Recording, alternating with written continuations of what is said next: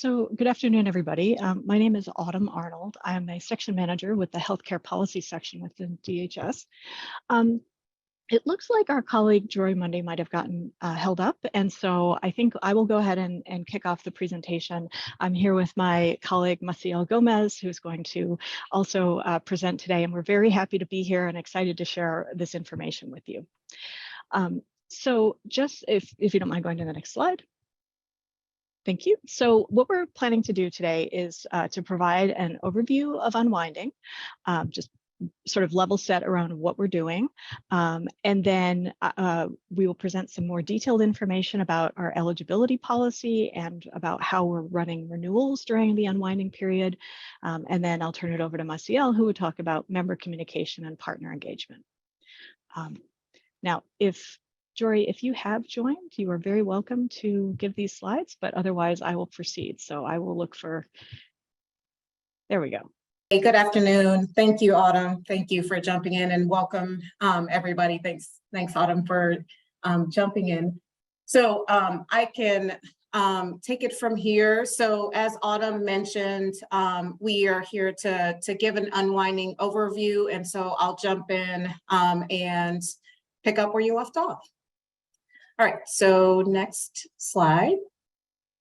All right, so unwinding is the term used by our federal partners to describe the steps that state Medicaid agencies must take to replace temporary policies established during the COVID-19 emergency. And so essentially unwinding reestablishes our regular eligibility, our enrollment and benefits management process, also known as our routine operations that were in place prior to COVID-19 and the pandemic.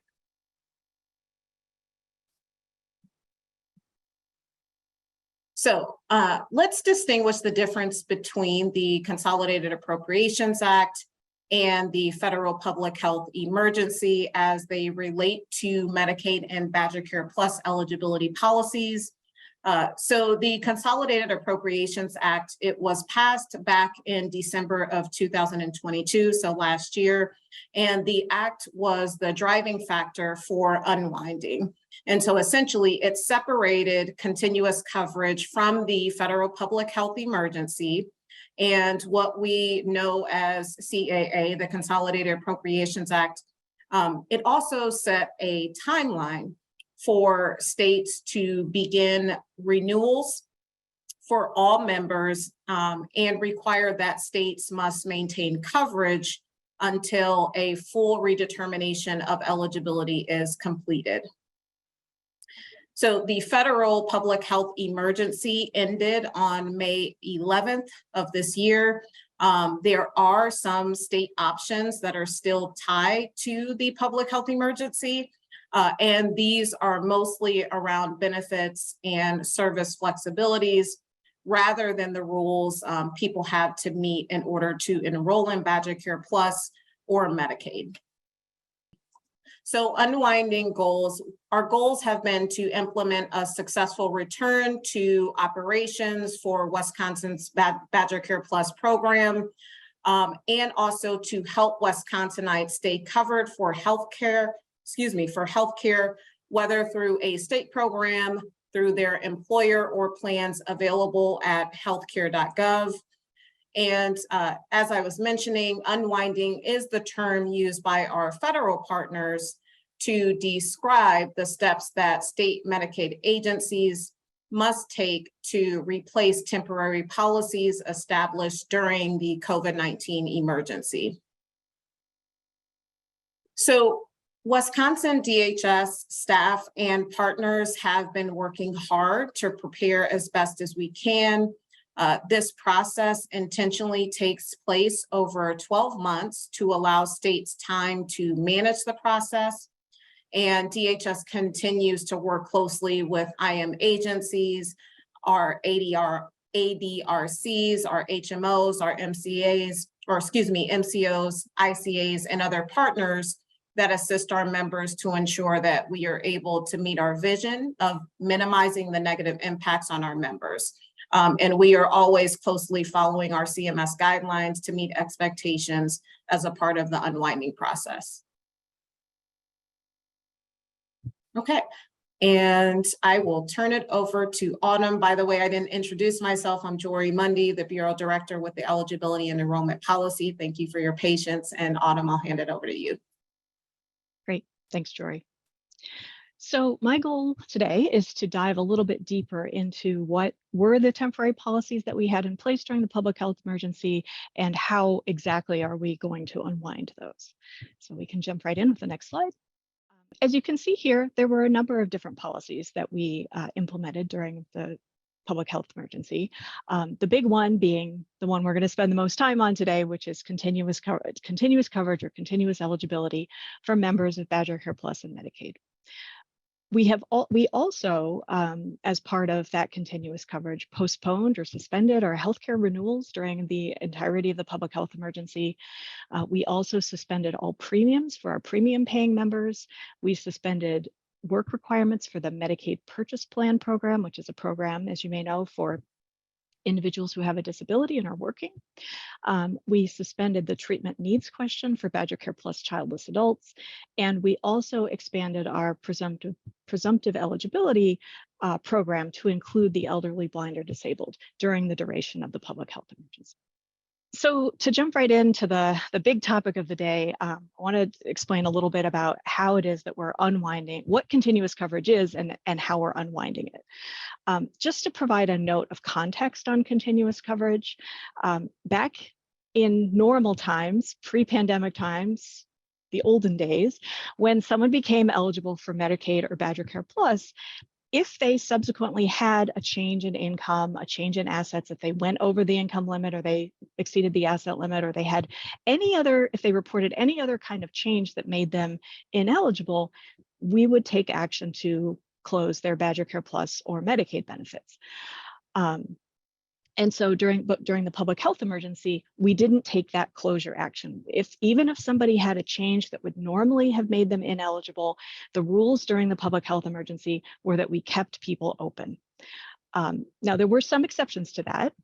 If someone passed away, if someone moved out of state, or if someone asked us to disenroll, we would do it. But otherwise, we maintained coverage for people as long as they enrolled on or after March 18th of 2020. That was sort of the start date of our continuous coverage policy. Fast forward 3 years to March of 2023, March of 2023, when the feds passed the Consolidated Appropriations Act, they set April 1st as really the turning point for unwinding and the start date for states to begin their unwinding process. And so what that means in practice is that for anyone who applies for Medicaid or BadgerCare Plus on or after April 1st of 2023, they are subject to normal rules around termination. So someone applied, April 2nd of this year, they became eligible, but then in May, they went over the income limit, their benefit, and they reported that their benefits would end in June per our normal pre-pandemic rules. However, for the people who had continuous coverage during the public health emergency, meaning anyone who was enrolled as of March 31st of 2023, they are going to, under federal law, maintain their continuous coverage until we do a full redetermination of their eligibility. And in most cases, what that looks like is a renewal. And I feel sure that most of you know this, but just in case, when I say the word renewal, what I'm talking about is the previously annual process we would go through with our members, where we would get updated information from them, we would verify information when needed, and then make a redetermination of whether or not they still qualified for benefits. So it's really kind of a comprehensive look on an annual basis at their eligibility. But like I said, we have been suspending renewals during the public health emergency. And so once we got to the beginning of unwinding, we have pretty much our entire Medicaid population who has not done a renewal. And so to engage in the process of unwinding and to do those full eligibility redeterminations, we distributed all of the renewals across 12 months from June of this year through May of next year. So there's a 12-month period in which every month about 1/12 of our population will be doing a renewal so that we can see if they still qualify for Medicaid or BadgerCare Plus. And the way that we distributed those renewals was by making sure that everybody had had 12 months of coverage since their last application or renewal. Second, by aligning renewal dates within a household so that we didn't have situations where a given household had, 3 different people on different types of Medicaid and each one had their own renewal date. We tried to line those all up. And then if that household happened to have food share or childcare subsidies, we would try to align the healthcare renewal date to that date. The thinking here was that the fewer actions that a household has to take, the better, both because it increases the likelihood that they'll be successful in taking that single renewal action for the year, but also because of our workload considerations and the unprecedented volume of renewals that need to happen. So we've distributed those dates, and now we are underway with renewals. Next slide, please. Okay, so I'd like to just review what the renewal process looks like. What is unusual because of unwinding is that we had one moment where we were redistributing all of those renewal dates over 12 months. And then in March of this year, we notified all of our members of what their new renewal month is. That date is also available in Access, in My Access, as well as in the website if people have Access accounts, and the date is also available for providers to see in the Forward Health portal. Per our normal, again, pre-pandemic methods for doing renewals, we send a renewal packet with instructions on the second Saturday of the month before the renewal month. So for folks whose renewals were due in June, we sent the packet out on the second Saturday of May. For the folks whose renewals are due in July, we just sent the packet out second Saturday of June. This packet has a pre-printed renewal form, and it also has a letter that instructs members what to do and by when and how to submit the renewal. And the due date that it gives is a date that's about 2 weeks before the end of the renewal month. And this date is important. You may get sick of hearing us talk about it during this presentation because it is so important. We're going to talk about it a lot, but this date is important because if members submit their renewal by the date that we give them, and the agency, the IM agency, is not able to get that renewal processed by that date, benefits will be extended to the following month. And so that provides some leeway, if you will, and ensures that we're able to give people enough notice if it turns out that they're not eligible for Medicaid or BadgerCare Plus anymore, and they need to find another form of insurance. Now, a member can always submit their renewal later than that date. It does not, there's an opportunity to do that. And in fact, they can submit a late renewal up to 3 months after the end of the renewal month. But retro coverage in some cases is not automatic and it's not guaranteed. There's some extra actions that someone needs to take in order to have their coverage come back to start as of when that renewal month was. Next slide. Autumn, could we take just 1 second to help in the chat? There's a question about the terms BadgerCare Plus and Medicaid. Now, this is a short and easy question, which is why I'm choosing it out of the Q&A. Yeah, I do see the Q&A, and we will follow up with any more specific questions after the webinar. Yep. Yeah, so I use the terms Medicaid and BadgerCare Plus to describe the many different flavors or sub-programs of federal and state funded healthcare benefits that are available for people who meet certain rules about income, assets, household composition, citizenship and immigration status. BadgerCare Plus is targeted toward, well, actually, let me say it differently. Medicaid, when I say Medicaid, I am generally talking about programs that are targeted for people who are 65 or older, are blind, or who have a disability. And when I'm talking about BadgerCare Plus, I'm generally talking about everybody else. So children, parents and caretakers, pregnant women, childless, so-called childless adults. And as many of you know, the income limits and the income limits and other rules for these programs vary. There's probably 30 different subtypes of Medicaid. But for purposes of today, I'm sort of using Medicaid and BadgerCare to speak in a blanket way about those programs that Wisconsin Department of Health Services administers through our network of county and tribal agencies. So do you think that provides enough background on those two programs for us to keep going? I think that sounds good. We've just got Okay. one more clarifying question. Yep. If energy assistance is included in that mix of programs.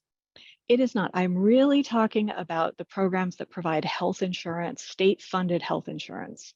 So we're not talking today about food share. We're not talking about childcare subsidy. We're not talking about energy assistance. We're really talking about the programs where people can get, go to the doctor, stay in a hospital, get their prescription drugs, those types of benefits. Excellent. Thanks. We'll keep rolling. Okay, great. Thank you so much. Okay. So now we're going to get into the weeds just a little bit more on these renewal dates. And again, the reason that we're spending so much time and effort talking about renewal dates is just to really drive home this idea of how important it is for people to act quickly when they get their renewal packet, so that there is plenty of time for them to get a decision about whether or not they still qualify, and if needed, seek another form of insurance. So I have 4 examples to go through here. So the first one is a situation in which the renewal is submitted and it's also processed by the income maintenance agency by the date that we give in the letter. So in this example, and this is going to be true for all the examples, we are talking about someone, Lisa, who has a renewal due in August of 2023. She gets her renewal letter right after that second Saturday in July, so around July 12th. That letter is going to tell her she needs to submit her renewal by August 17th. That is the key date, the key deadline for submitting a renewal. She takes action right away or close to right away, and she submits it on July 30th. The agency processes it on August 10th and finds that she no longer meets the program rules. And so she'll get a letter around August 15th saying that her benefits will end as of September 1st. Part of why I wanted to share this example is just to illustrate that we have to provide people at least 10 days of advance notice before we end benefits. We have to provide that notice in writing. And so it's just important to know that 10-day, we should not be telling people any less than 10 days before their benefits end that they may need to find other coverage. Next slide.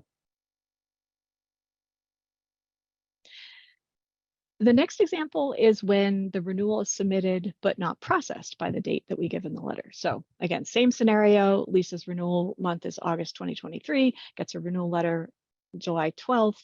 It tells her to act by the 17th. She does that, but August 17th comes and goes, and the agency has not yet had a chance to fully process her renewal. At that moment, we are going to extend her benefits to September 30th. So normally they would have, her period of having benefits started off as ending at the end of August, but because of the processing delay, we're going to extend by another month. In this example, agency processes her renewal on September 1st, finds she no longer meets the program rules. She will then get a letter around September 6th, letting her know that her benefits are going to end as of October 1st. Next slide. Okay. So in example 3, we move to a situation in which the member does not meet the deadline. So everything is the same here. She gets her letter on the 12th of July, tells her to act by August 17th.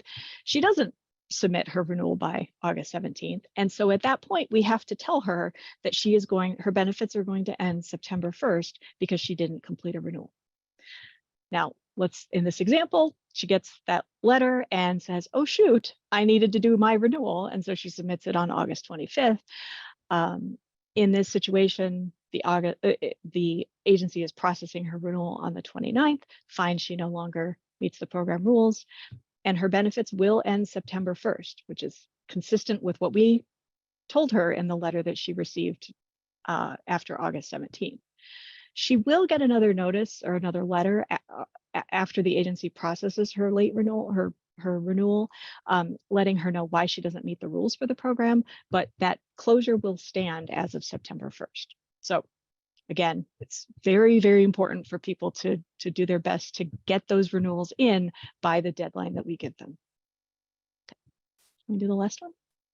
Okay. Last example here is what we think of as a late renewal scenario. Everything here is the same, doesn't act, benefits end September 1st. But then let's say she goes to the doctor or the clinic on, in early September and finds she no longer has coverage. She can submit her renewal at any point. She can submit up to 3 months after the renewal month has passed, without having to, and she can, and the reason that we call it a late renewal is that she can submit a renewal rather than having to fully reapply from scratch. So in this scenario, she submits her renewal on September 15th, agency processes it shortly thereafter, finds she does meet the program rules, and then she'll get a letter letting her know that she is eligible as of September 1st, and her benefits will be reinstated back to that date. It gets a little complicated when we're talking about these late renewal scenarios because the retro coverage depends on when she submits it and whether or not she has asked for retro coverage. So in a scenario where people are submitting after the renewal month, so in this case, September, benefits will always go back to the first of the month. And so she doesn't have to do anything special. If she had waited until October, then she would have had to have asked for benefits for coverage in September if she wanted it, and she would need to let the agency know her situation in September and potentially provide verification of what was happening with her income or assets in September. So in order to demonstrate that she was eligible for that month. Same goes for November. If she doesn't need coverage for September and October, she can just submit a renewal in November and benefits would go back to November 1st. But if she wants to have that retro coverage, she would need to ask or indicate that she wanted that retro coverage and then potentially provide some additional information for those months in order for the agency to know if she was eligible or not. Okay, so I think we can turn the page and talk a little bit about premiums. So I just wanted to quickly note the situation with premiums, which is that we have or had 3 groups of members who are subject to monthly premiums. Those are BadgerCare Plus children, whose incomes are over 201% of the federal poverty level. BadgerCare Plus childless adults with income over 50% of the federal poverty level, and MAP members, again, individuals who have a disability and are working with income over 100% of the federal poverty level. So during the pandemic, we suspended all of those premiums, and based on federal guidance, we will be reinstating those premiums starting January 1st of 2024. And the way that that's going to work is that if someone has had their, I'm going to say post-public health emergency renewal by January 1st, their premiums will start January 1st. If they are in the groups of people who haven't renewed yet and have their renewals in February, March, April, or May, then the premiums would start once we had done that renewal, once we have updated income information from them and can make an accurate determination of what their premium would be. I mentioned at the beginning that we also temporarily suspended MAP work requirements and the BadgerCare Plus treatment needs question. The idea is that those policies would also follow this timeline of January 1st of 2024 for reinstatement. Next slide. Autumn, we are running a little behind on time. Okay, well, I am almost done. So I think that this group is well aware, but if a member is not eligible to keep state coverage, there are resources available. We are directing people to wiscovered.com. We are making use, and you'll hear from Adam later, of about covering Wisconsin.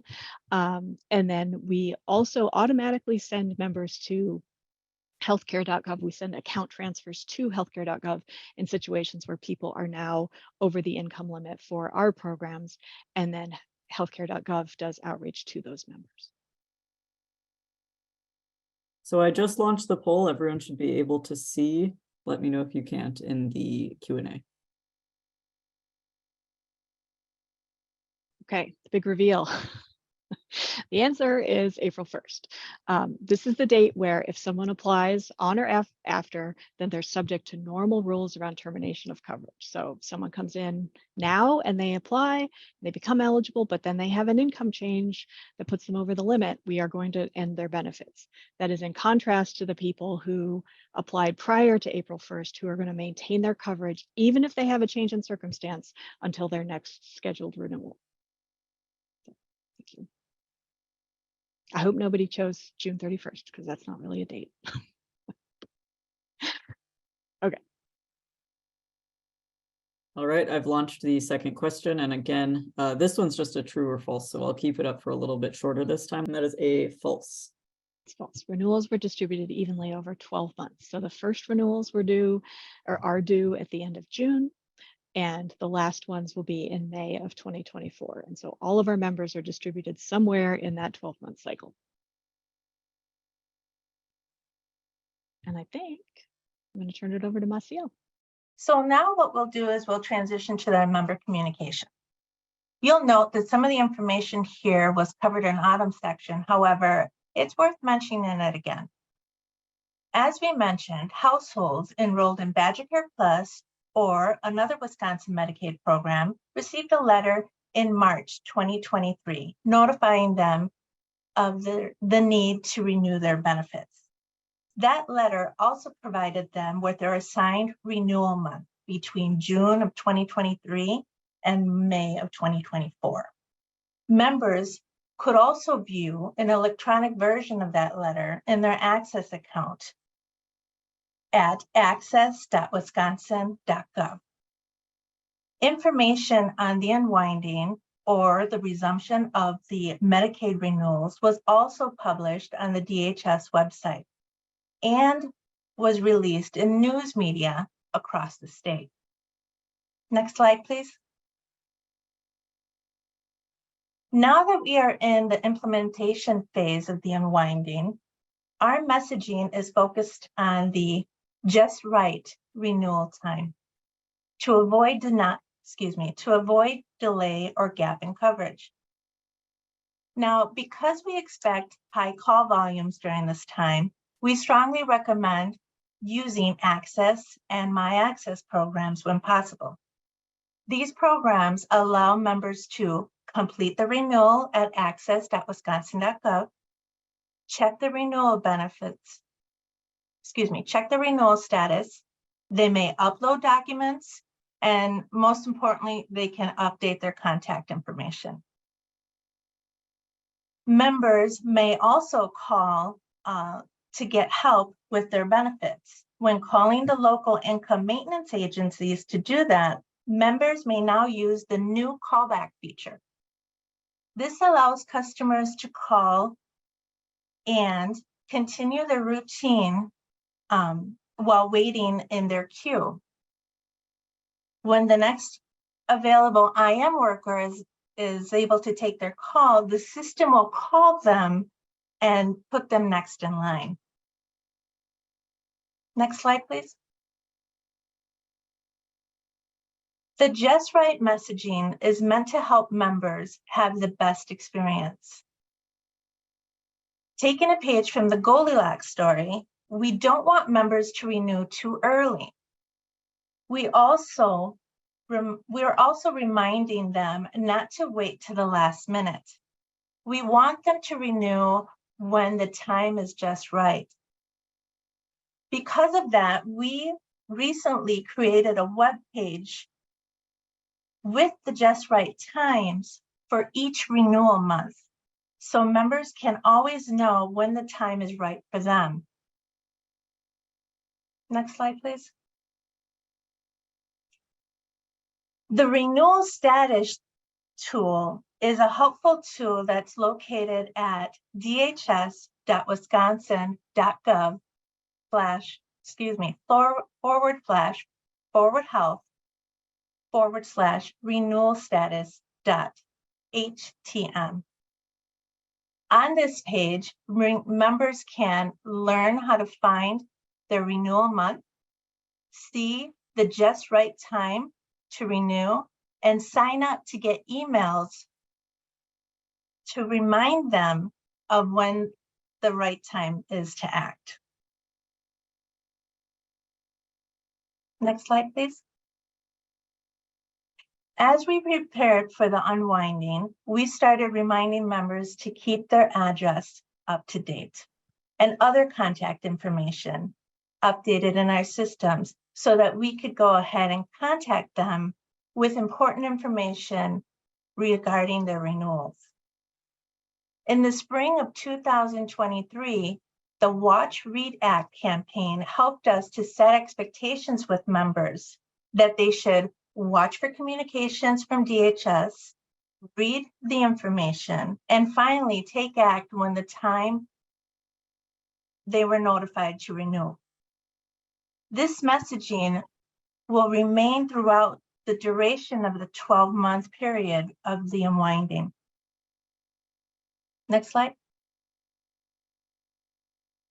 Now, traditionally, DHS has used letters mailed through the U.S. Post Office as a main method to reach members. We know that now times have changed, and with our increasing mobile population, we needed to make sure that we could reach members where they were, so to speak. This meant incorporating text messaging and email technology as ways to notify members. So as of October 31st, 2022, we debuted a text messaging and enhanced email programs as additional ways to reach members with renewal reminders and other important benefit notices. Members needed a mobile number and/or an email address on their file to take action for this convenient service. The system can deliver pertinent one-time messaging, for example, notify members that their food share emergencies were ending, and most extensive communication, such as renewal reminders, introductory information to the Access website, and prompts to send in proof of documents, also was sent as ongoing communication campaigns to our members. Next slide. To help members become familiar with the process of renewals, we established a new renewal page at dhs.wisconsin.gov/renew. On this page, members can learn what to expect as they go through the renewal process and even link directly to the Access website to complete the renewal on a securely online. It also has a link to the enrollment renewal fact sheet that we have available in English, Hmong, and Spanish. This leads us to our third poll question.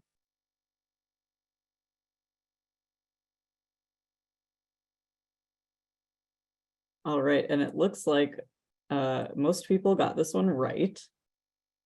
It is Excellent. equal the above. Perfect. So we have one more section to cover, and then we can move it along to the next presenter.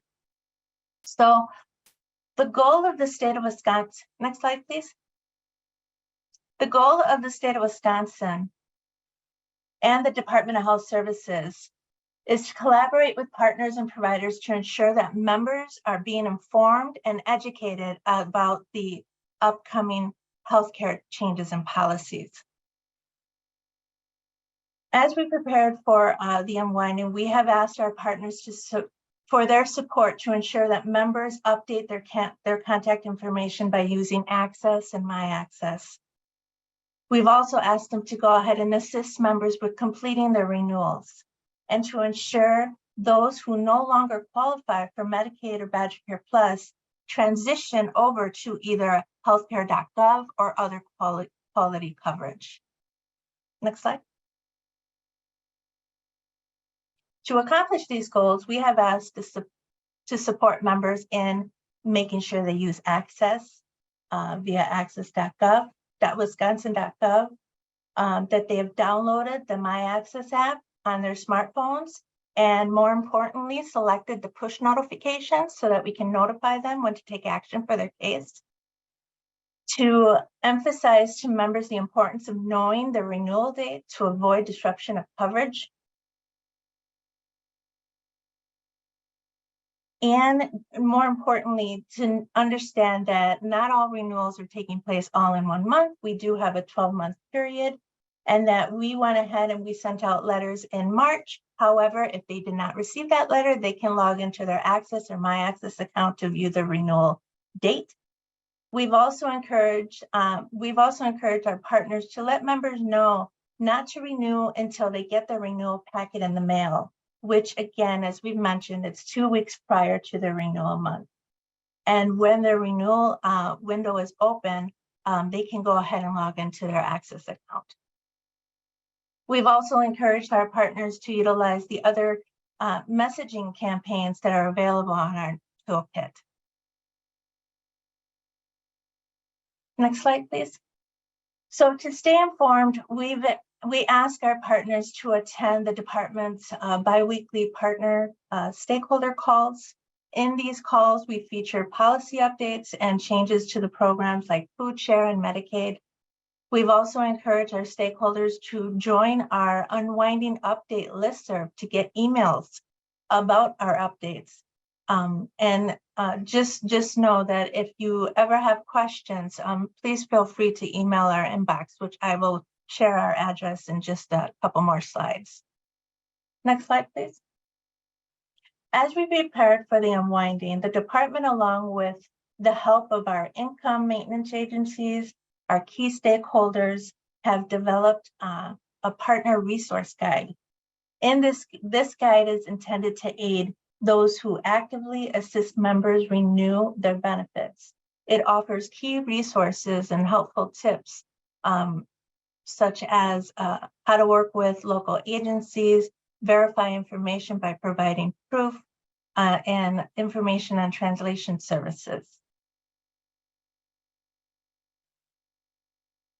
The DHS Partner Toolkit is a communication resource developed by our partners for our partners. This web page will continue to be updated and include materials such as flyers, social media graphics, social media text-only messages that can also be adapted for texting, and also newsletter articles and such. We encourage all of our partners to use this site to help us share key messaging with our members. Next slide, please. We also developed a similar page with communication resources on the Forward Health portal for staff at provider offices to use when they speak with our members.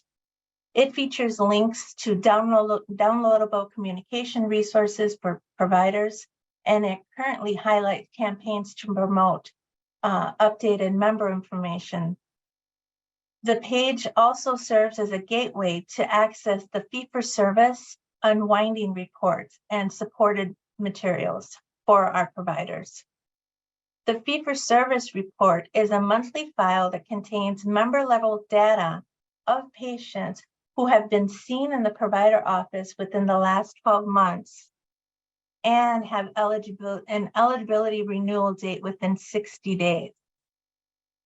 We are also asking the providers to use their own internal procedures for securely managing personal information, identifiable information of their members.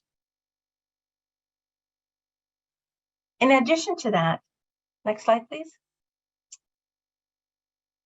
In addition to that, to support the unwinding efforts with our managed care organizations, such as HMOs, MCOs, ICAs, and the fee-for-service providers, the department will distribute monthly level reports with renewal information.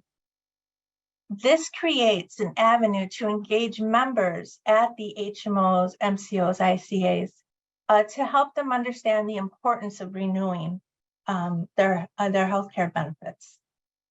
It allows the MCOs to go ahead and have a one-time communication opportunity with their members.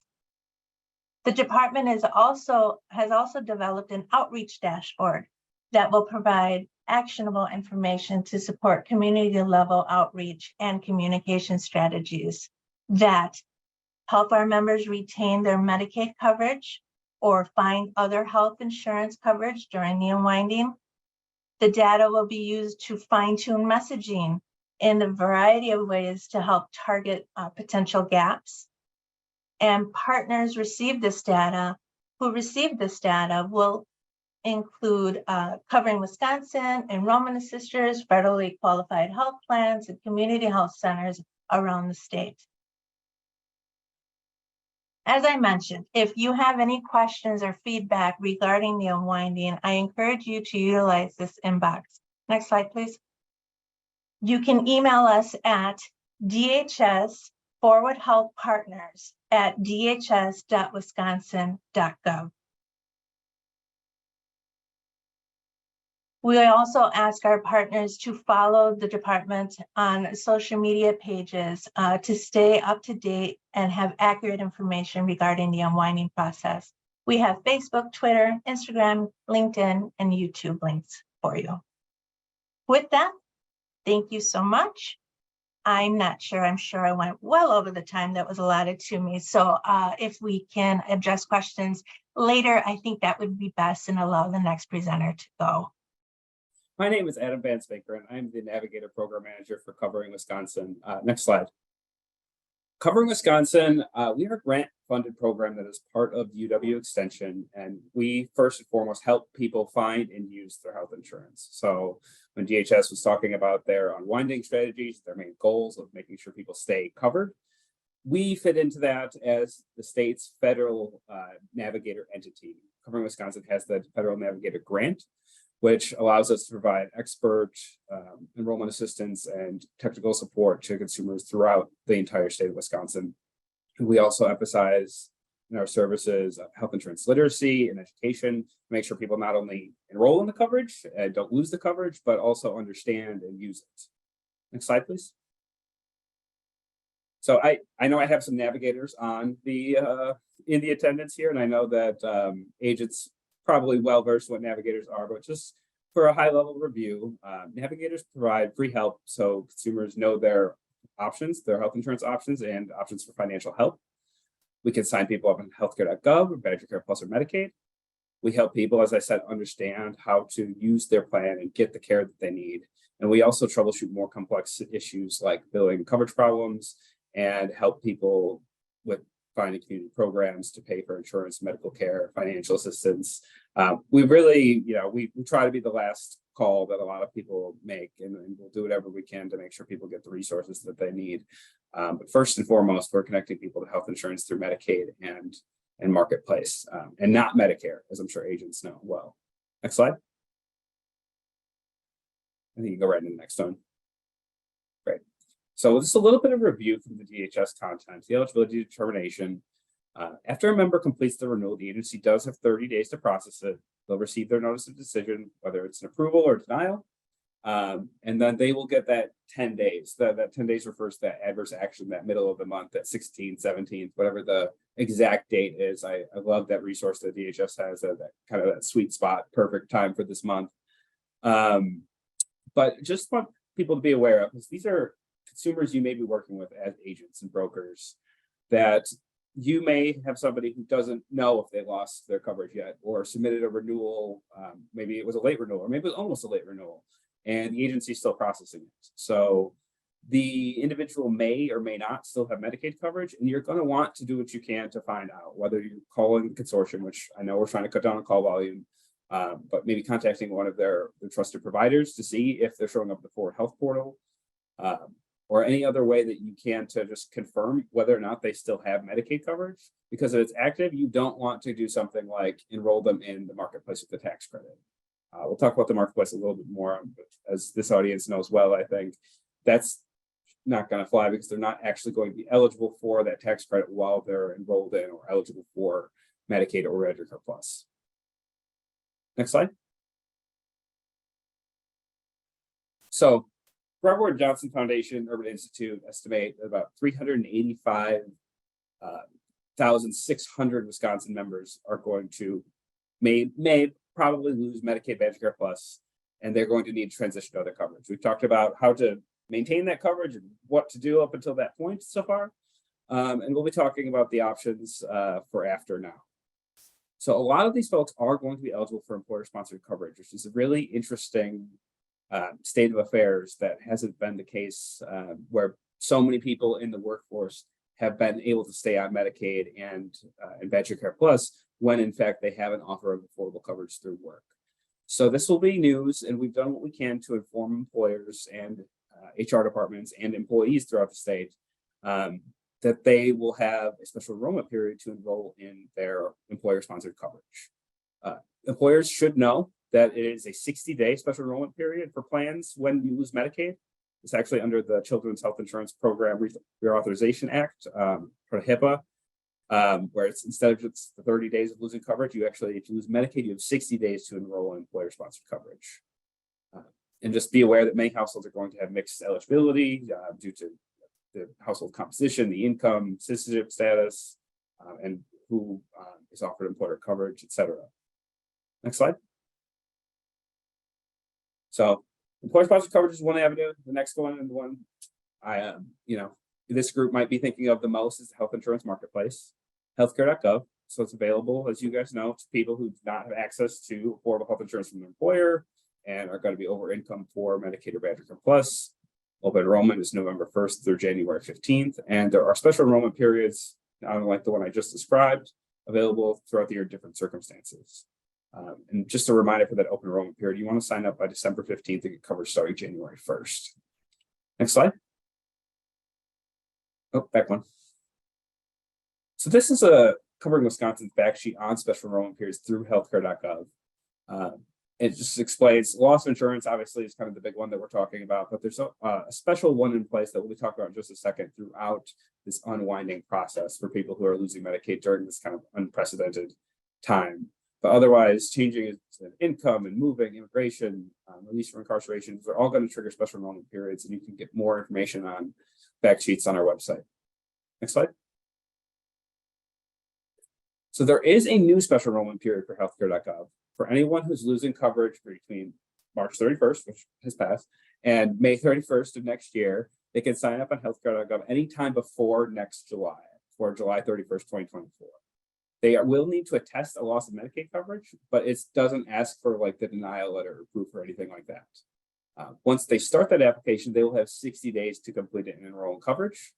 Obviously, though, we want to avoid gaps in coverage. It's kind of the whole mission here of making sure and everyone knows the renewal dates and stays on top of everything. So consumers, ideally, they get their information, they go through the process of the renewal, they know when their coverage is going to end, and then they complete that healthcare.gov application before they lose that Medicaid coverage. And they can do that up to 60 days before, just as a reminder.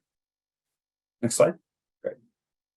So there are going to be people on different forms of Medicaid programs or Medicaid adjacent programs that are not going to have options through healthcare.gov, or they might not have offers through their employers, in which case you're going to want to help connect these people with community health centers, federally qualified health centers, which will have sliding scale fees based on income, free and low-cost clinics, resources for prescription discounts are really huge, that really help people out.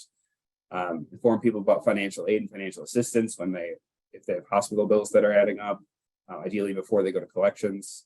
And then there are a couple of state programs, state-based federal programs, BadgerCare Plus emergency services and prenatal services for immigrants who either are undocumented or have not yet hit their 5-year wait limit for BadgerCare Medicaid. Next slide.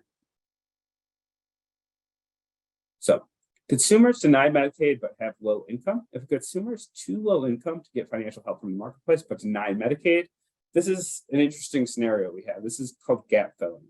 So you might have a consumer whose annual income will put them too low for getting help through the marketplace, but their monthly income is going to be too high to look at BadgerCare Plus. BadgerCare Plus is going to say, hey, you make too much money, you can't enroll this month.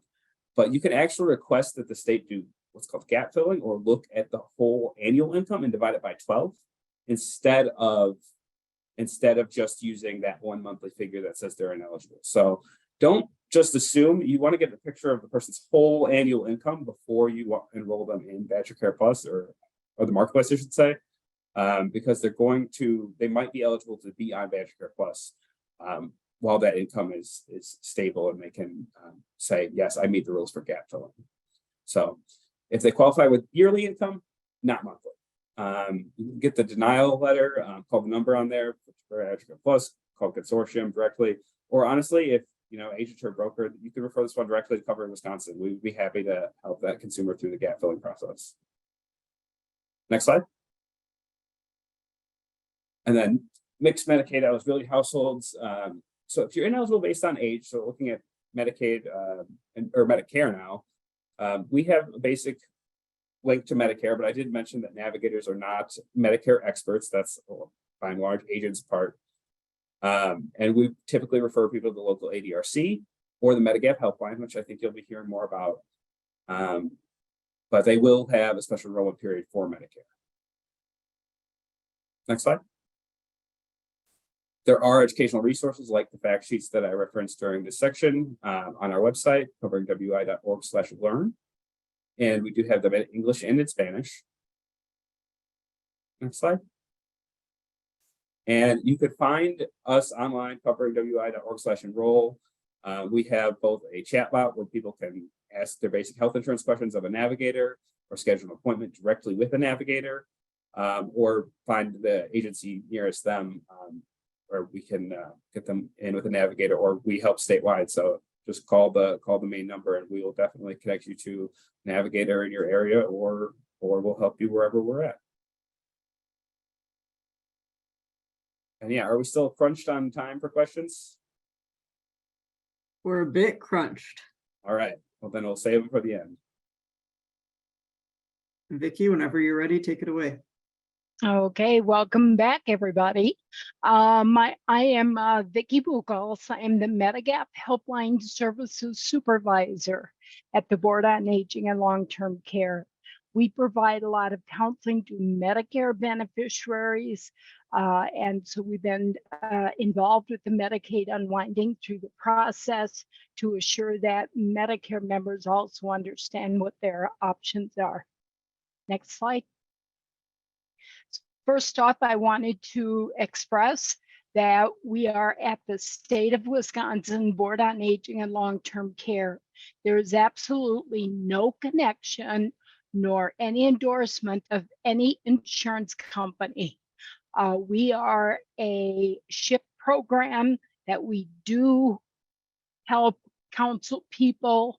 We are funded underneath grants, and therefore we are, people when they call us, they know that we're not, trying to market a product. We're there to help them understand what their options are. Next slide. So first off, you've already heard about the unwinding process, that with the Appropriations Act, the public health emergency is ended and Medicaid members are going through a renewal process. Even throughout the pandemic, we had been working with different Medicaid members, especially when Medicare would begin, to understand what their options were then and also what their options would be going forward. So I'm going to move on to the next slide. So the Medicaid members that are impacted, as you know, all Medicaid members will be completing this renewal process. However, their eligibility for continued Medicaid may have changed.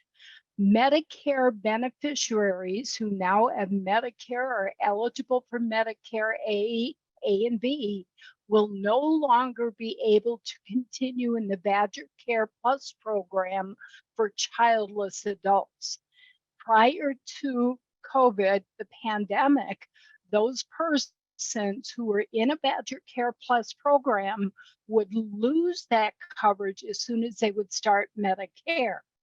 Well, that was stopped during the pandemic. So we have a number of people who now, as they go through their renewal process, will find out that they are no longer eligible for the Medicaid as they had it.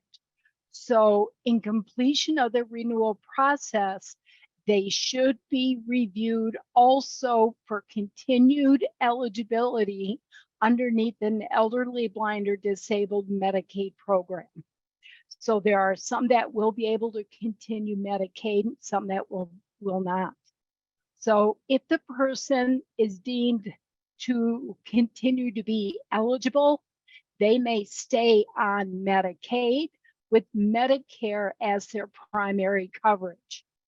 But back when they started Medicare originally, their drug coverage stopped being covered by Medicaid, and they were switched into a Medicare Part D prescription plan when Medicare began. They were automatically enrolled. So that wouldn't have changed. Some Medicaid members may decide then to enroll into a dual special needs plan if on Medicaid. And if they have Medicare A and B for added benefits. But however, a big caution, not all LIS or Medicaid members have full Medicaid. Thus, a dual special needs plan may not be a suitable option for them. We have had a number of people come to us that were in the dual SNP, but they didn't have full Medicaid. They maybe only had Slim B, specified low income Medicare beneficiary. Therefore, they were getting hit with 20% copays. So make sure if you're working with those type of products to make sure that it is suitable for the beneficiary that you're working on. Next slide. So the first thing to do with anybody is assess that Medicaid member coverage. Do they have both Medicare A and B? A number of people elected to take both Medicare A and B. However, some people may have elected not to take Part B. So first thing is understand, what do they have? For most part, Medicare Part A would be automatic. If they're receiving Social Security, retirement benefits, or disability benefits, then Medicare Part B premiums would be deducted from those benefits. However, if they're delaying getting money benefits, or maybe they're on an ESRD Medicare program, then they would need to self-pay their Part B premiums. Or if they are eligible for a Medicare savings program to help pay those premiums for them. So it's very important to understand first, what do they have? Do they have A and B? If the member withdrew from Part B and now they find they're no longer eligible for a Medicaid program on or after January 1st, there is a brand new special enrollment period that CMS has instituted to allow the beneficiary to now enroll in Medicare Part B. There was a series of added changes this year, but this one fits for the Medicaid members. That special enrollment begins when they receive notice that they're of upcoming termination of Medicaid eligibility. Keep that in mind. The notice has to say they're Medicaid, they are no longer eligible, and it's going to terminate. And that special enrollment runs 6 months. So the Part B will begin the first of the following month. Now, if the person didn't realize they had this special enrollment and they find out a few months later, if they wanted to pay the premiums, they can have that Part B begin the month that their Medicaid ended. So they do have some options, so it's really great. We refer people to Social Security so that they can get started with this.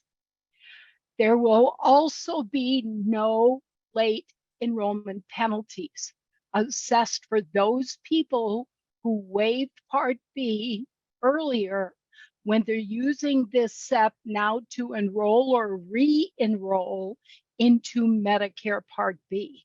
So there's no late enrollment penalty for this.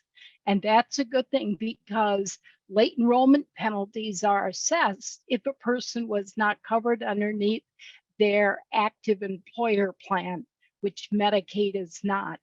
So this is going to help those members out with that as well. Next slide.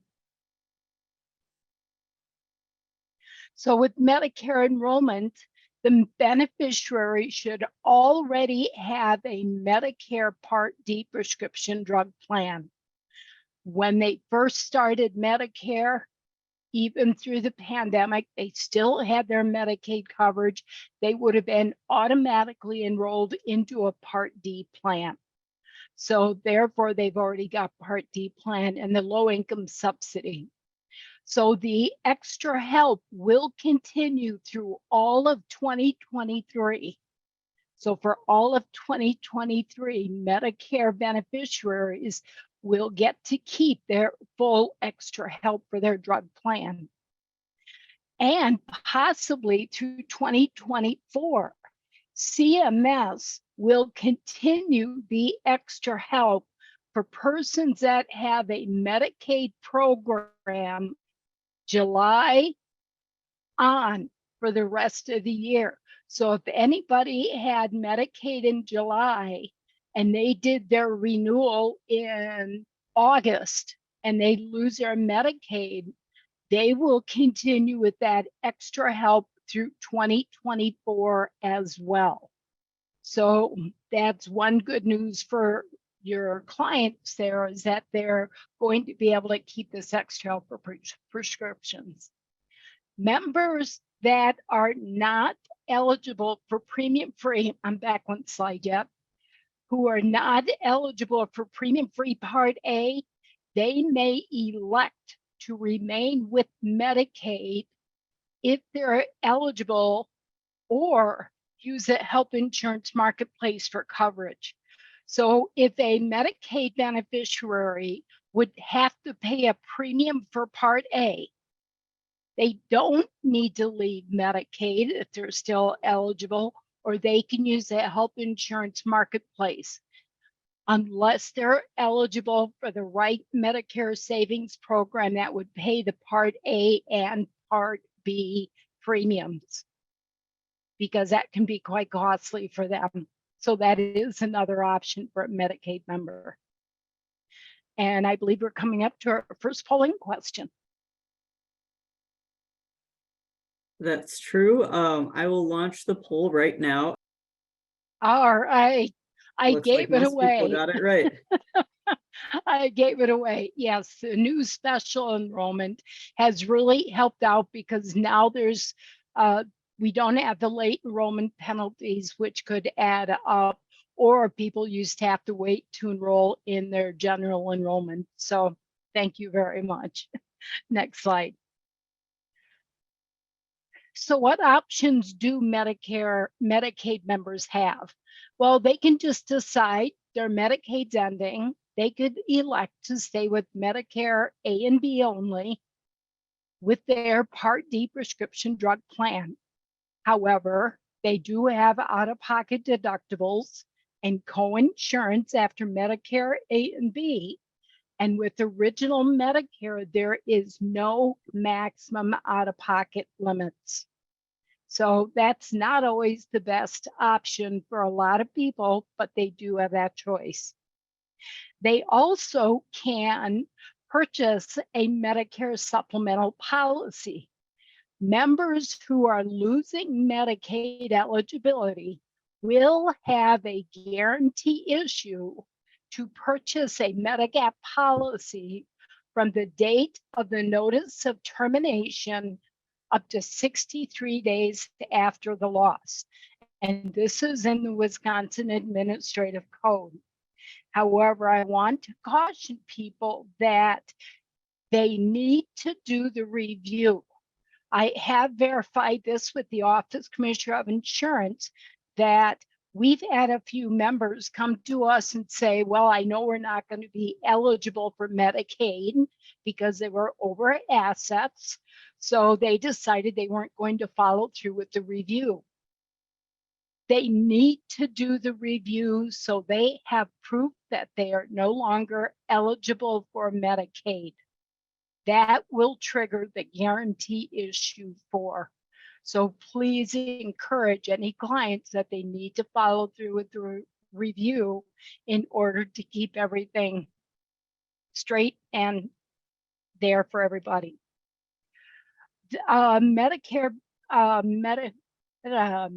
members can also decide to enroll into a Medicare Advantage plan. There is a special enrollment that would allow these members who gain, lose, or have a change in their status to enroll into a Medicare Advantage plan within 3 months after the notification or loss of coverage. So this is another option that people can do. And on the next slide, I will talk about some of the comparisons. But there is also other areas. We do encourage all the counselors, we encourage that a person make sure that they do a complete review of Medicaid, because there are some people who may not be eligible for BadgerCare Plus, but they may be eligible for some other reason. So they need to make sure they're doing a complete review so that they know what their other options would be. And keep in mind that Slim B Plus are not full Medicaid programs. So even if they have that, we need to be careful as to what type of coverage we're putting them into. So to compare the options, Medigap policies, most of you should be aware of this and understand this quite well. Medigap policies are Wisconsin policies approved by the Office of the Commissioner of Insurance for sale in Wisconsin. These are policies, insurance policies designed to pay the out-of-pocket after Medicare Part A and B. So they pay the out-of-pocket copays and the out-of-pocket.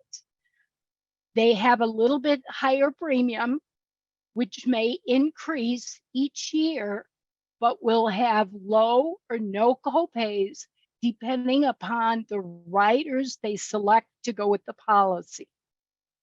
The coverage as purchased is guaranteed for life as long as the person pays the premium. Even if the company goes under, OCI will assure they get into a healthy company. The nice thing about Medigap policies is people have that freedom of choice. They can see providers where they want to go. If they're snowbirds or they do a lot of traveling, this may be the most suitable coverage, and that's with traditional policies. We also have Medicare Select and Cost plans, which are typical like HMOs with the provider network base. Each supplement-based policy and riders cover the same services. So it's easy to compare across policies which one works for them. But let's compare that with Medicare Advantage plans. Medicare Advantage plans, they replace original Medicare.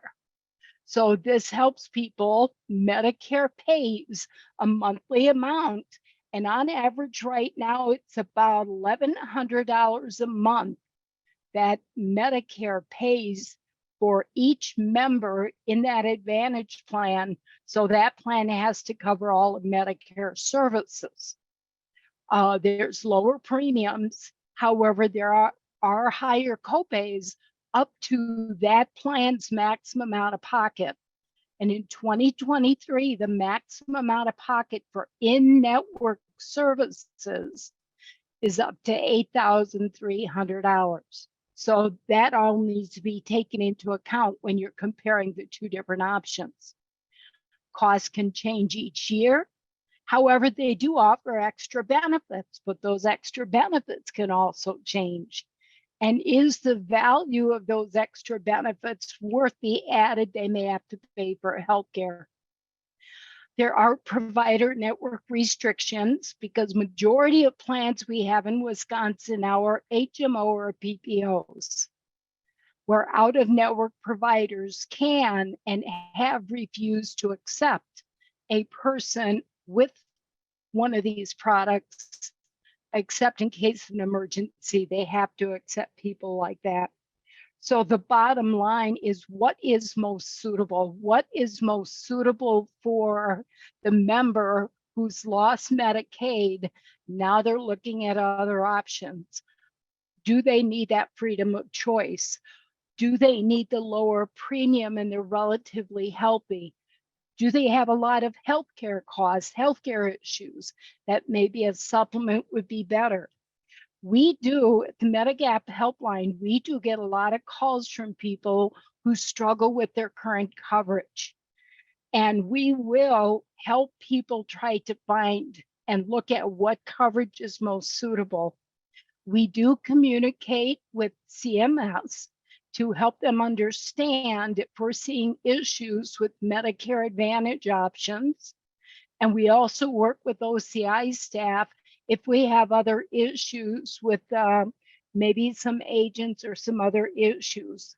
We have had some people who've had dementia or had issues get enrolled into things that were not most suitable for them.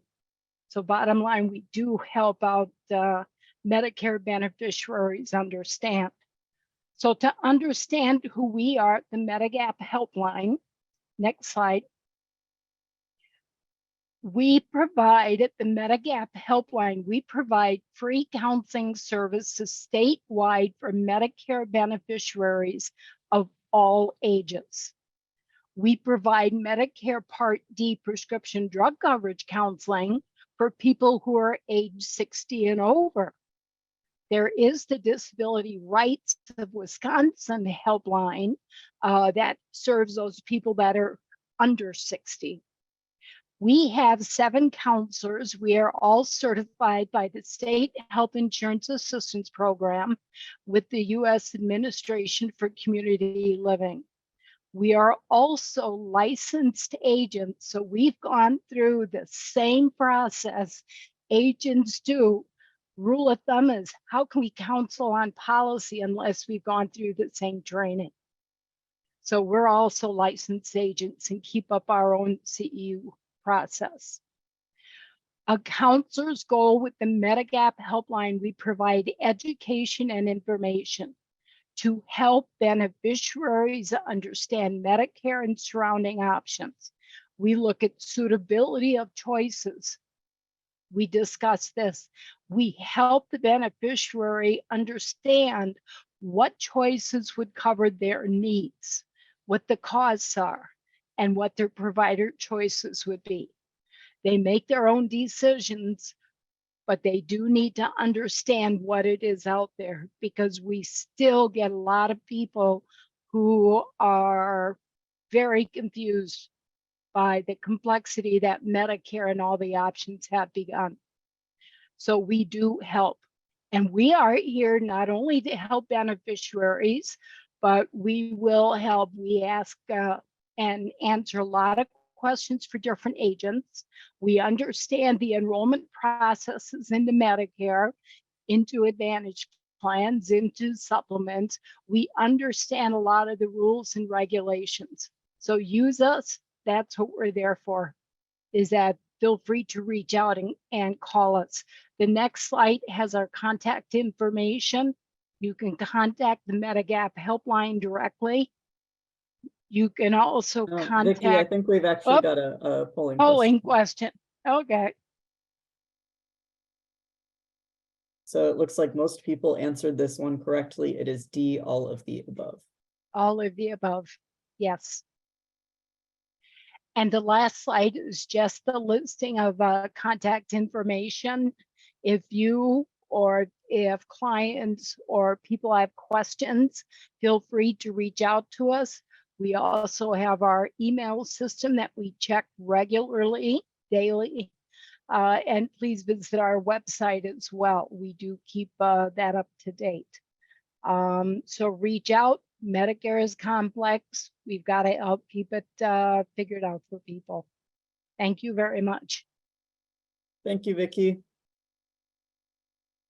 We'll keep it rolling here right into OCI.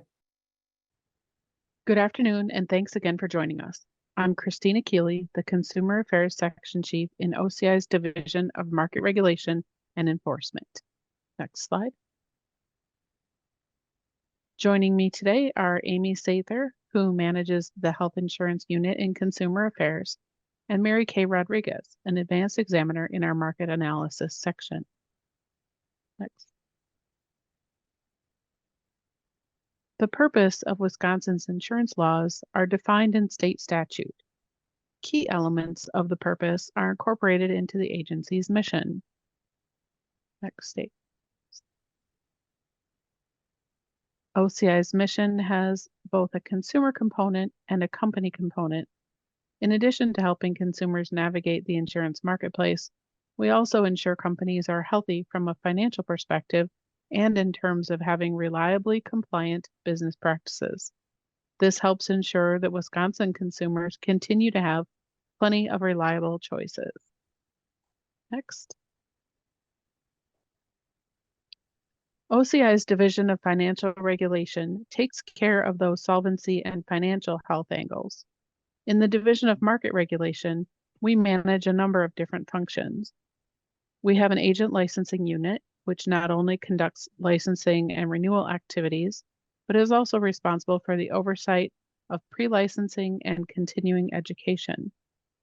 We have a system support unit, which keeps our day-to-day operations afloat, serves as first-line phone contact for consumers, and manages the setup and maintenance of the files in our complaint system. Our Rates and Forms section wrangles all the company filings related to policy language, product materials, and rating information. Our Market Analysis section collects and analyzes company and product data and is responsible for all our market conduct activities. And finally, our Consumer Affairs section, which assists consumers with questions, provides outreach services, and investigates consumer complaints.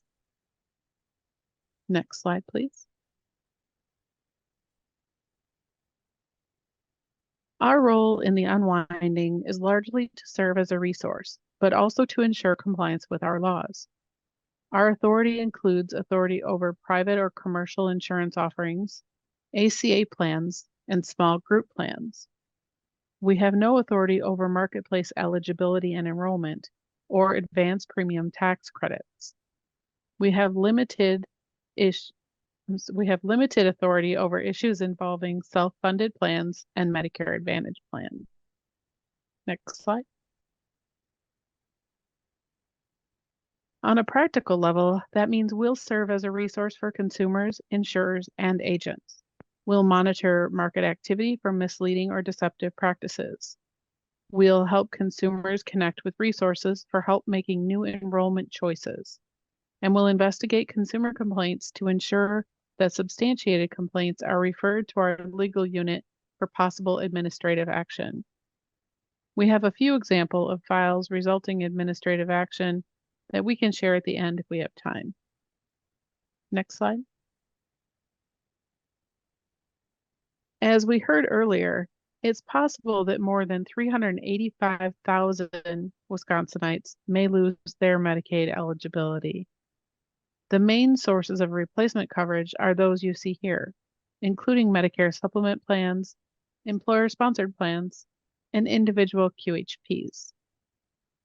Note that while there are additional non-QHP options, they come with risks, as they typically provide limited coverage and are often not in a consumer's best interest.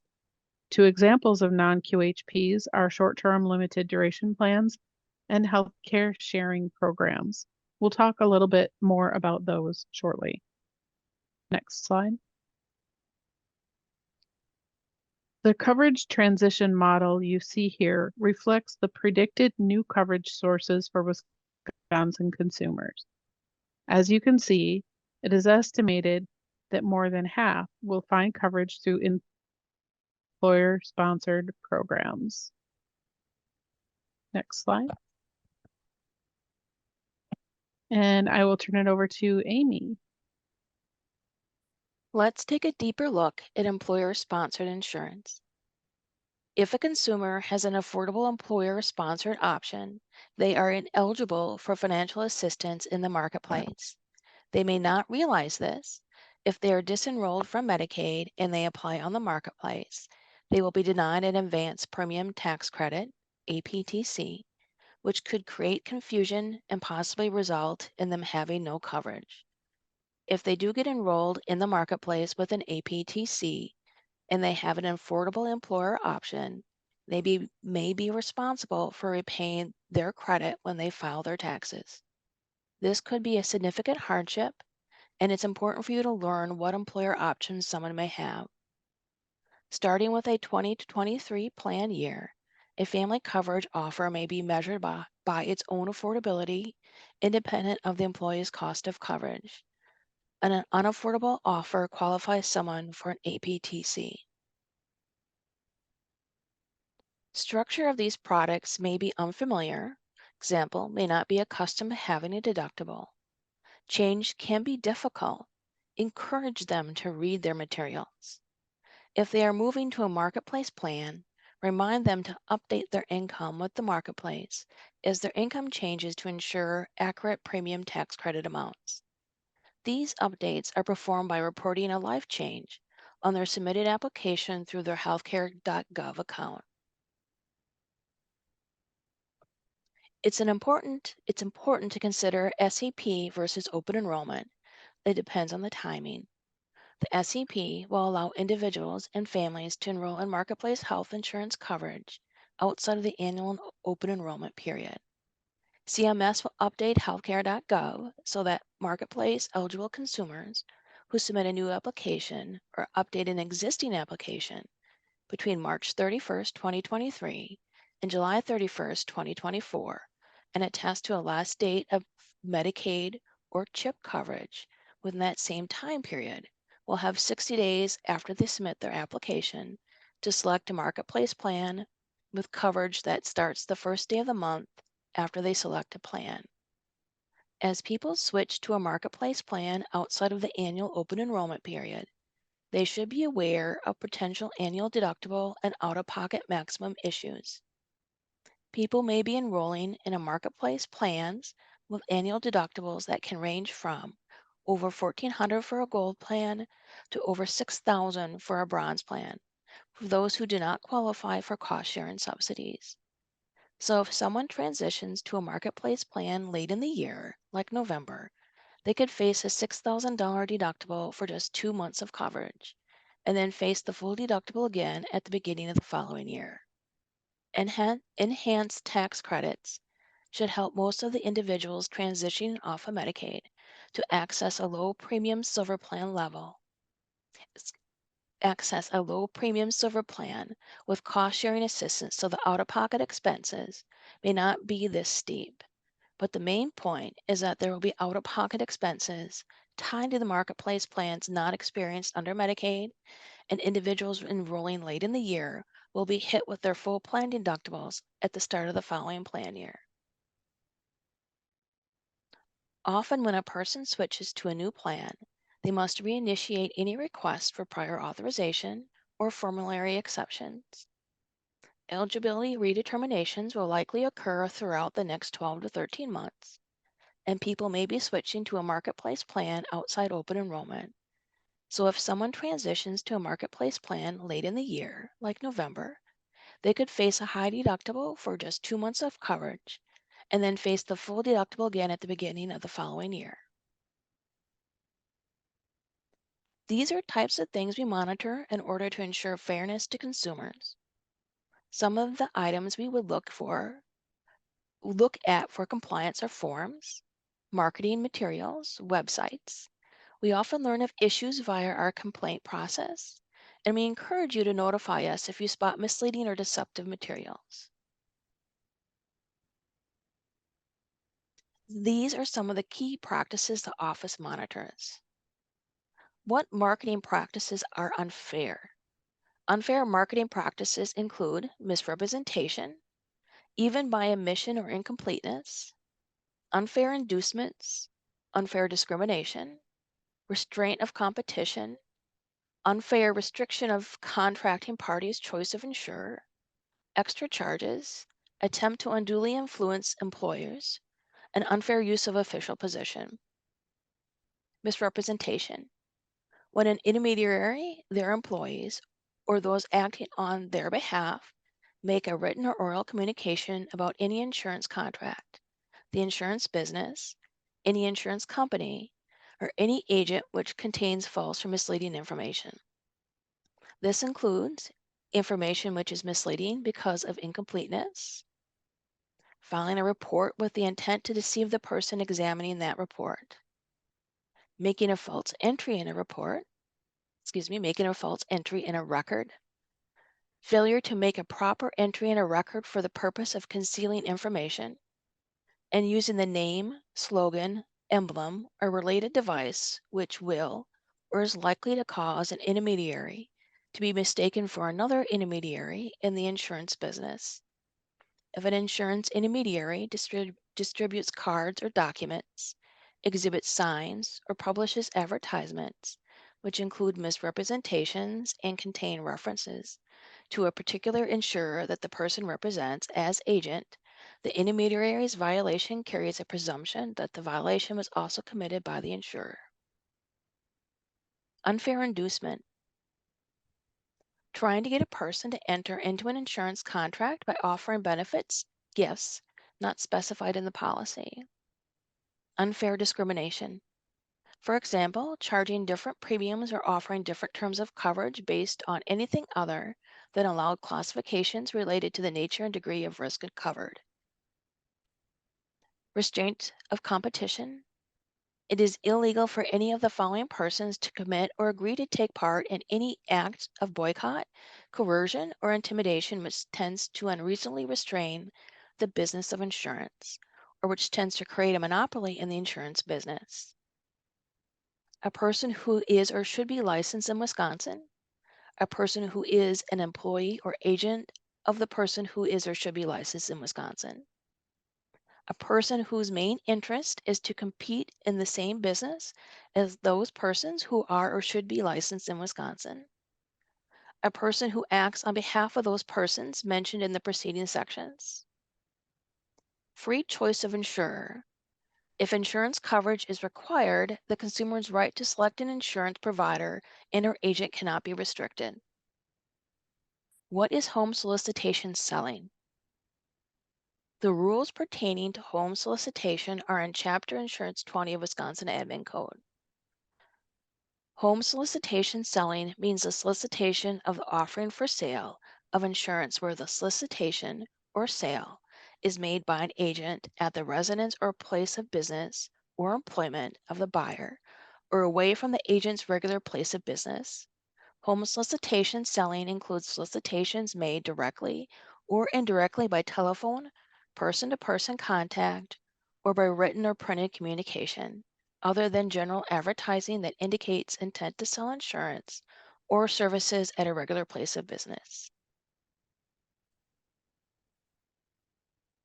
Prospective buyers of accident and disability insurance products must be provided with clear and unambiguous statements, explanations, advertisements, and written proposals concerning policies offered to them. Section INS 3.27 Wisconsin Admin Code outlines the minimum standards and guidelines for the advertising and selling of disability policies. Advertisements and representations must be truthful and not misleading and must accurately describe the policy to which they apply. An advertisement means printed as well as oral representation.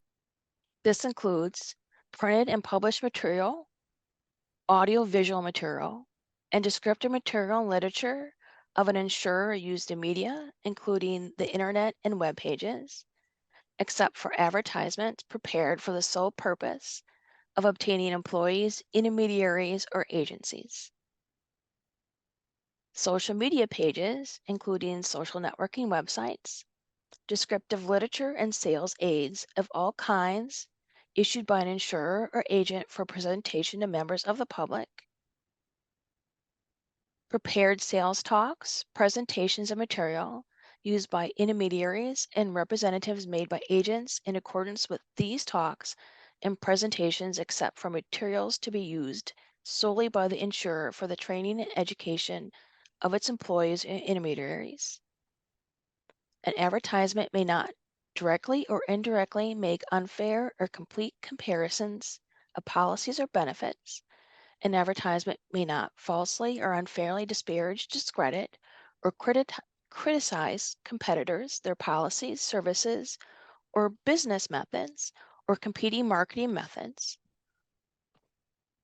Whether an advertisement has the capacity and tendency to mislead or deceive shall be determined by the commissioner from the overall impression that the advertisement may be reasonably expected to create upon a person of average education or intelligence within the segment of the public to which it is directed.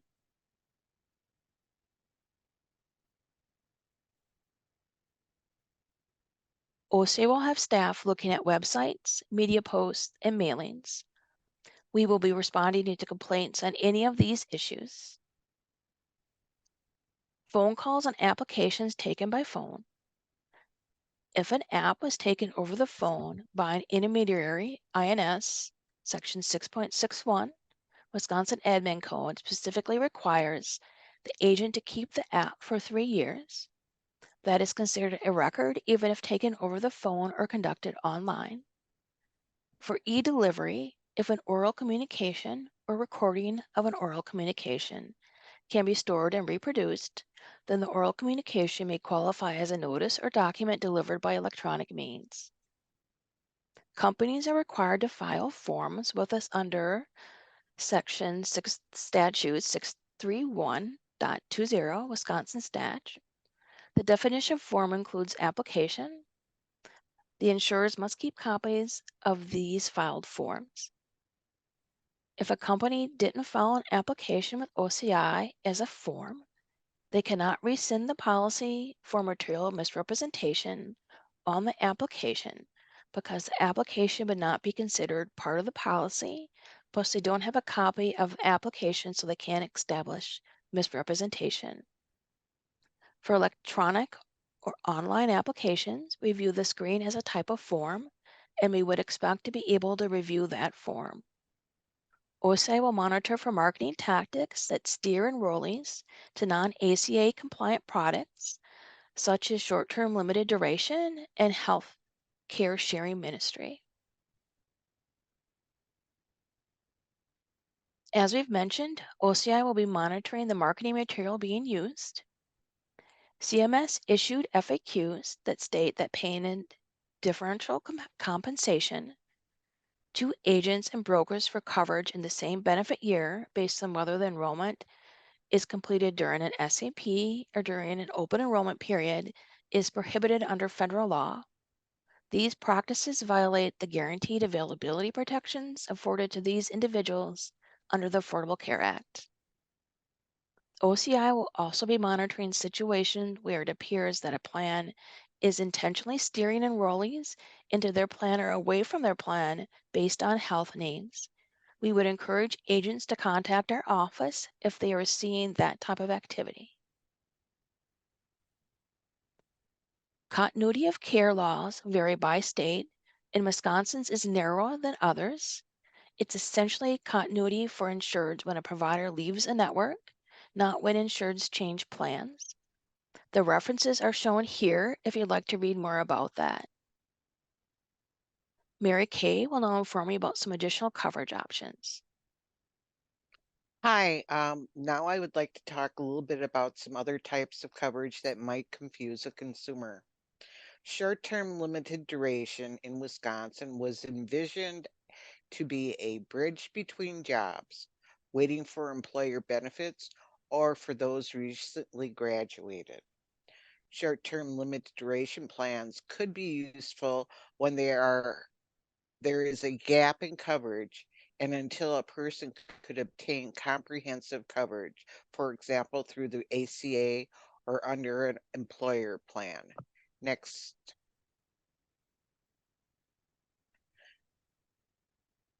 Insurers selling short-term limited durations must include in the marketing materials a consumer disclosure notice as required by the Federal Department of Health and Human Services. The coverage is not required to comply with certain federal market requirements for health insurance, principally those in the Affordable Care Act. Consumers should be sure to check the policy carefully to make sure they are aware of any exclusions or limitations regarding coverage of pre-existing conditions or health benefits such as hospitalizations, emergency service, maternity care, preventive care, prescription drugs, and mental health and substance use disorder services. The policy might also have lifetime or annual limits on health benefits. If the coverage expires or the consumer loses eligibility for the coverage, the consumer might have to wait until an open enrollment period to get other health coverage. Next slide. Short-term limited durations are not required to include specific ACA consumer protections. Some consumers may believe that ACA compliant plans offer and are priced to include unwanted benefits. Short-term limited durations may offer premiums that are lower than unsubsidized premiums for ACA compliant plans, but they expose enrolled members to additional healthcare costs in the form of cost sharing and non-covered services. Price-sensitive consumers lacking full information about available ACA subsidies may gravitate towards enrolling in low premium short-term limit duration plans, despite the limited coverage protections and high out-of-pocket costs. In many cases, short-term limited duration plans may not be the lowest cost option. For the many consumers eligible for federal premium tax credit and cost sharing subsidies, ACA compliant premiums will be lower or comparable to short-term limited duration and offer additional benefits and potentially less cost sharing. Marketing of short-term limited duration plans is sometimes confusing and misleading. Short-term limited duration plans often are sold as a benefit of an out-of-state association plan. Short-term plans that are marketed as alternatives to comprehensive individual coverage based on affordability or any other reason would not be a bridge coverage that meets the definition of a short-term plan. OCI finds that an insurer or agent who represents a short-term plan as compliant with the Patient Protection and Affordable Care Act, or as providing more bridge coverage, is engaged in unfair marketing practices. Next slide. Unlike ACA regulated plans, short-term limited duration plans may limit coverage based on an individual's prior health history and pre-existing conditions. They may limit maximum annual and lifetime dollar coverage. There's lacking of guaranteed renewability. Many plans also state that the conditions that developed under the prior plan will be considered pre-existing.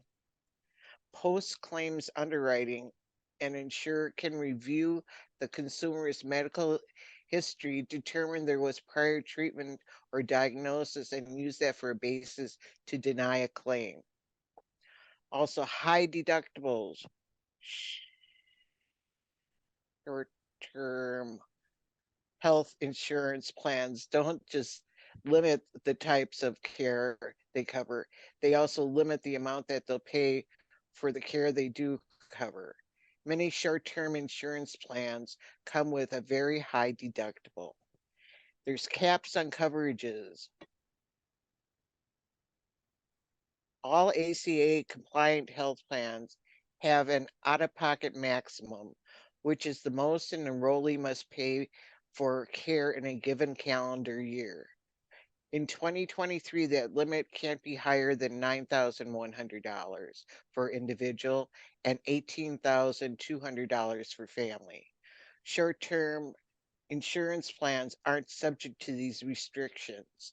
This means that along with high deductibles, the plans can limit the total amount they'll pay out in benefits. Next slide, please. What those limitations mean for a consumer. The ACA requires all regular health plans to cover certain medical expenses with no annual or lifetime limit. These essential health benefits include doctor visits, emergency service, hospitalization, maternity care, mental health, prescription drugs, and a lab test. Short-term plans are the exception to the rule. They don't have to cover the essential benefits, and they can set dollar limits on how much they'll pay out of the ones that they will cover. Short-term plans cost less than ACA plans, partly because of the limited coverage. Routine care. Short-term plans are meant to provide coverage for emergencies only. Most of them don't cover any routine care, including office visits, preventive care, maternity care. However, some short-term plans do now cover a limited number of doctor or hospital visits. This can make the short-term limited duration plan look more like regular plans and thus lead to confusion for the consumer. Mental health. Short-term plans rarely include coverage for mental health problems such as depression and anxiety. Prescription drugs. Most short-term plans only pay for prescription drugs if the consumer receives them while in the hospital. Even if the consumer leaves the hospital with a prescription for the same drug to take at home, a short-term plan won't pay to fill the prescription. Some short-term plans list prescription drug coverage as one of their benefits, but on closer examination, it may be that what they provide is a prescription discount card. High deductibles could discourage consumers from seeking needed care, allowing small problems to turn into big ones, and could be harder to fix, cost more money, and even put the consumer's life at risk. Caps on coverage. Because these plans don't protect consumers for catastrophic losses that could drive them into bankruptcy. There's no subsidies. If a consumer is eligible for subsidies, it would be cheaper for the consumer to get subsidized plan through the marketplace. Next slide. Healthcare sharing ministries. They are not insurance and are not regulated by the state insurance commissioners. Next slide, please. Healthcare sharing ministries are non-insurance entities in which members share a common set of ethical or religious beliefs and share medical expenses among the members in accordance to those beliefs. In a healthcare sharing ministry, members contribute, typically monthly, a payment or share to cover the qualifying medical expenses of other members. As a healthcare sharing ministry will then either match paying members with those who need funds for healthcare costs or pool all the monthly shares and administer payments to members directly.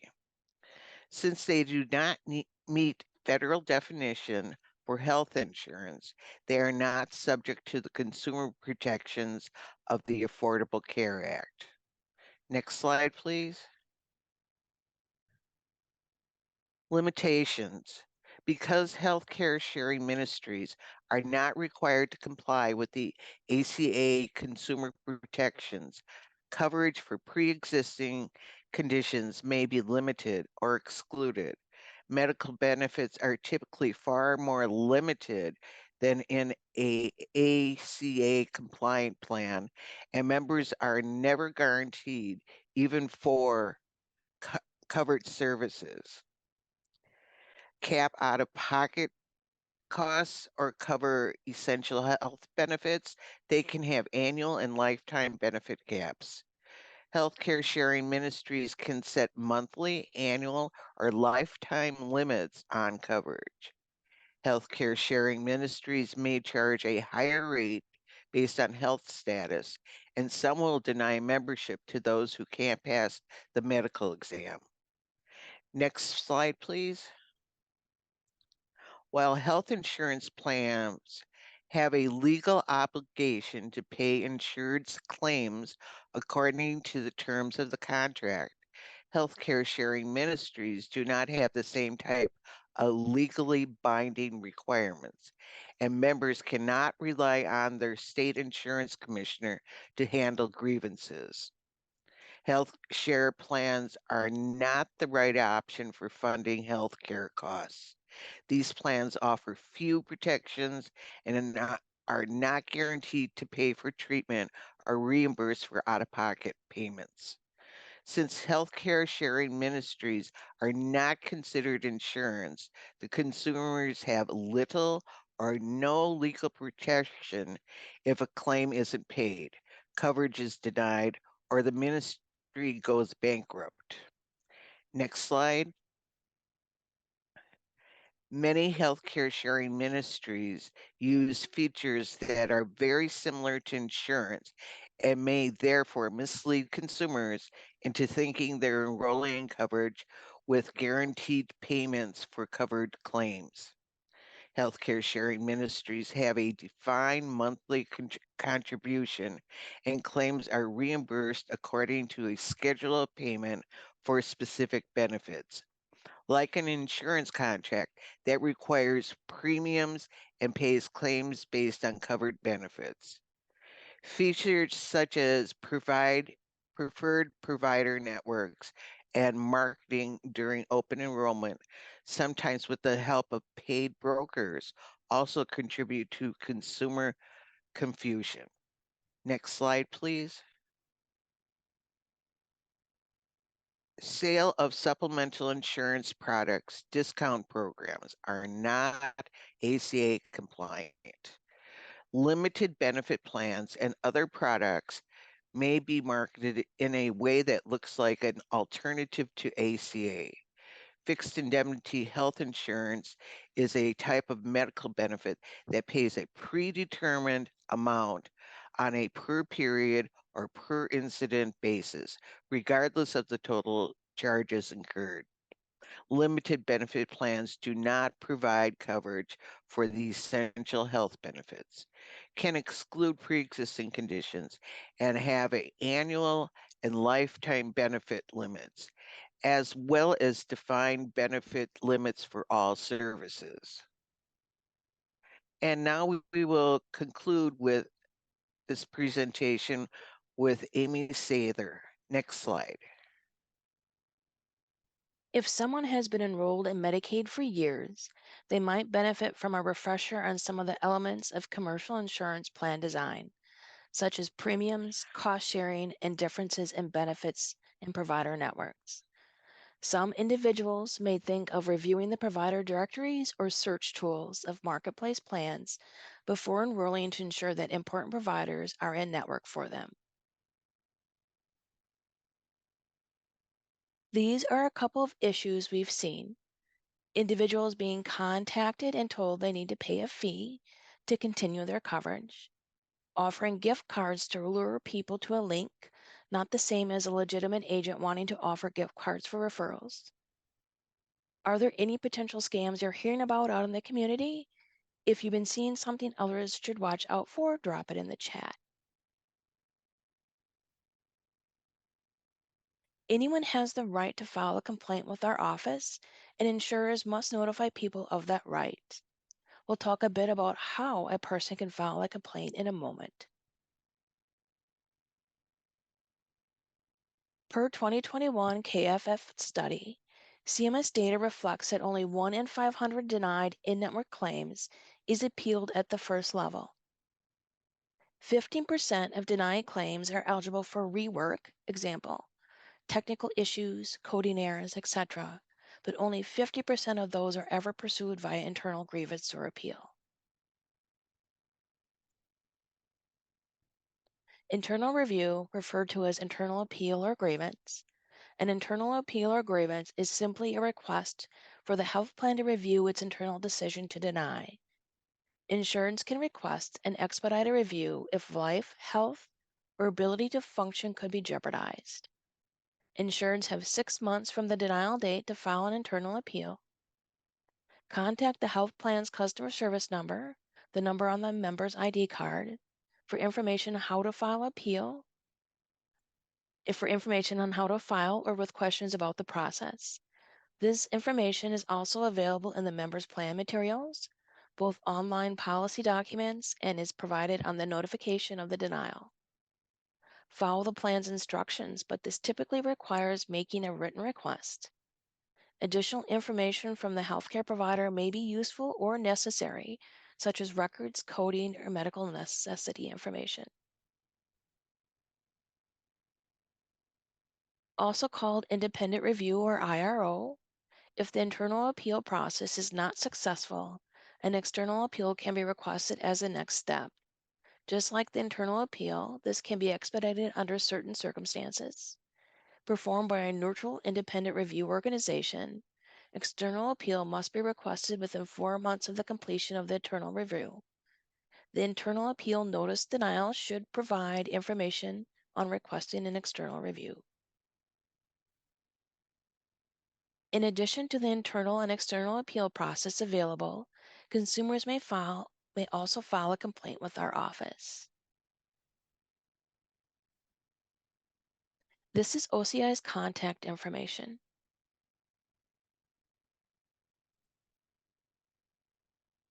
Here are the resources used in our presentation today. Thank you for joining us today.